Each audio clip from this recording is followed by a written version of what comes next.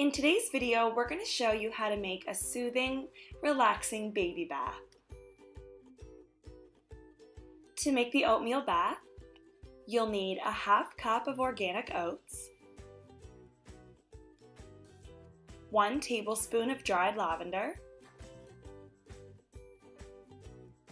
1 chamomile tea bag, and a piece of cheesecloth. So we have our piece of cheesecloth here, and you want to make sure that it is double or triple layered so that you don't lose any of your ingredients into the bath water. And then we'll just add everything onto the cheesecloth.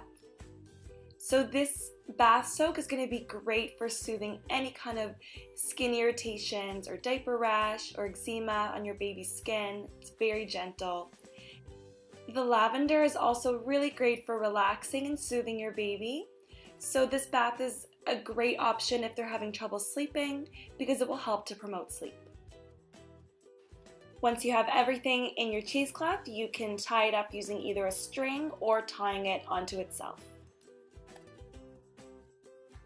And that's all you need to do to make this skin-soothing oatmeal bath soak.